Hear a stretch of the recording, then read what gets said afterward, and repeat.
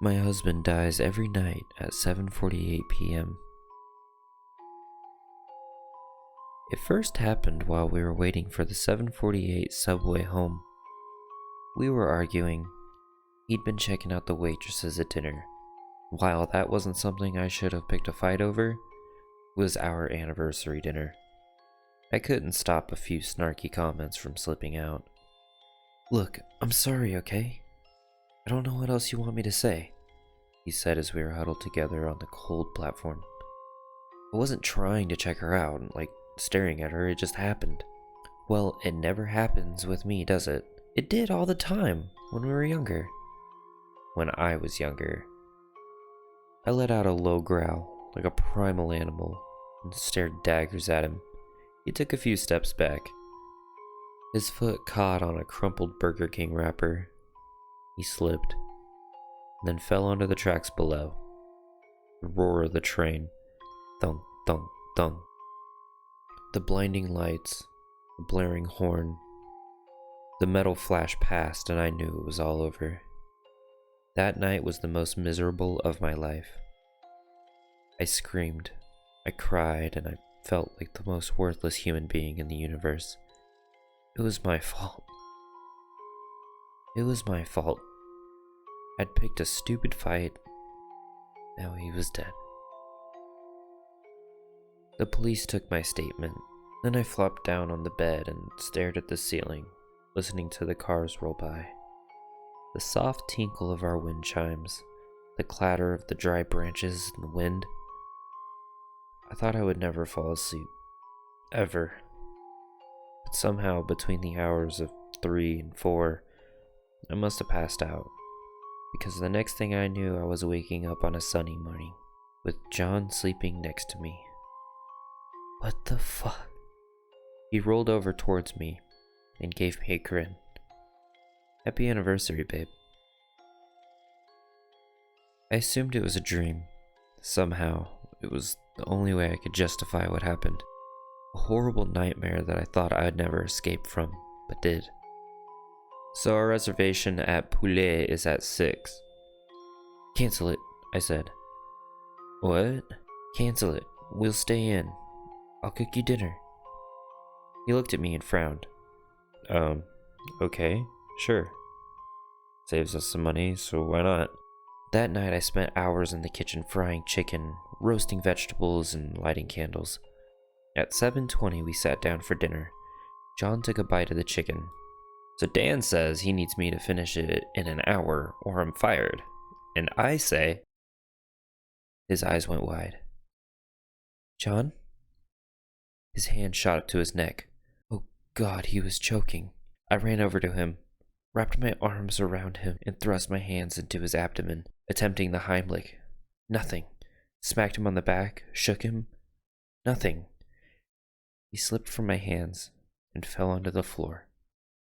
Skin white, eyes wide. Behind him, hanging on the wall, was our clock. 7:48 p.m. The next morning, I woke up beside him. Happy anniversary, babe. I grabbed my phone off the nightstand and checked the date. February 16th, 2022. I slapped the phone back down. The same day? Again? How? Excited for tonight? No, I'm really not.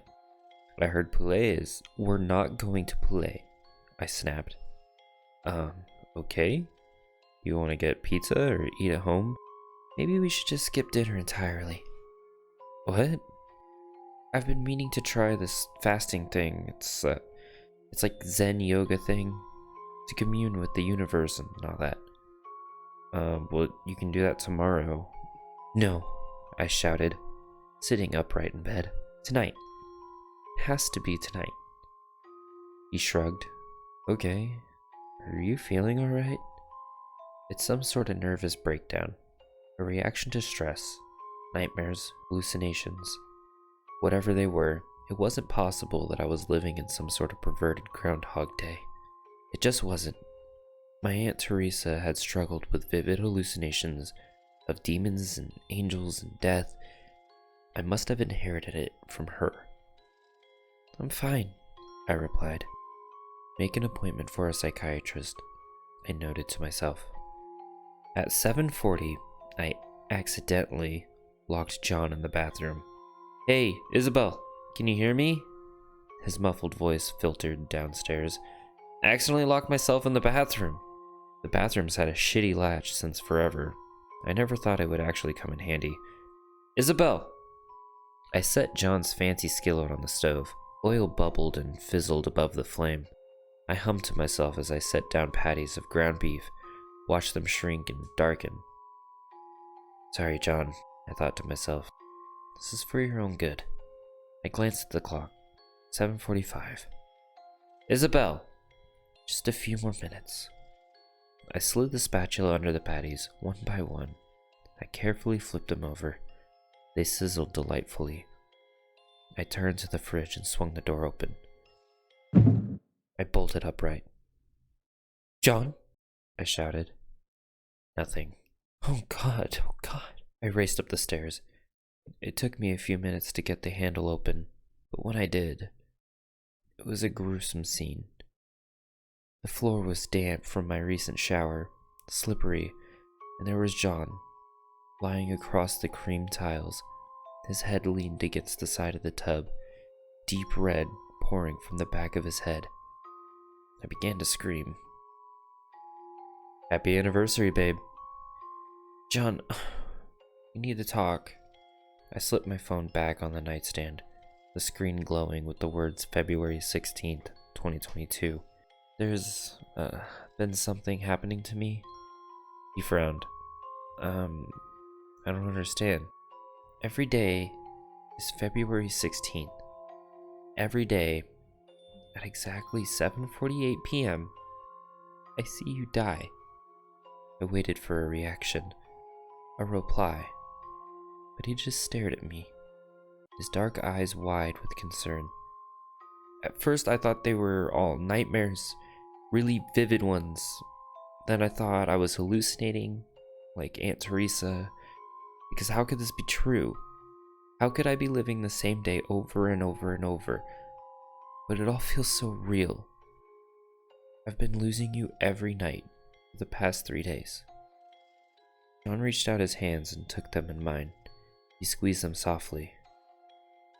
I can't take it anymore, I said. My voice was starting to crack. I can't keep watching you die, John, whether it's real or fake, so I need to get help, or something, because I don't know what to do. John didn't reply. He just kept his dark eyes on mine, his warm hands on my hands. John? February 16, he said, his eyes never leaving mine. Do you remember what day that is? It's our anniversary? Anniversary? What? I frowned. I don't understand. You can't stay here on this day forever, he said, squeezing my hands in his. I love you. Then he leaned forward and pressed his lips against mine. I closed my eyes, losing myself in the kiss. When I opened them, I was laying in an empty bed. The room was dark, thick curtains hanging over the glass. Only the faintest traces of the morning sunlight filtered through. I jumped out of bed. My heart hammered in my chest. John? John? But as I raced around the house, as I saw the closet half empty, the kitchen devoid of John's trusty skillet and sauces, the driveway without his trusty old Camry, reality slowly melted back to me. February 16th. It wasn't the anniversary of our marriage. It was the anniversary of his death. 3 years now. 3 years I'd been living in darkness, reliving his death. Not some horrific accident, some horrible death I could prevent. Just a long, hard battle with cancer. I walked over to the window and pulled back the curtains. Opened the window. The cold winter air poured over me through my gray hair and my thin pajamas. I love you too, I whispered.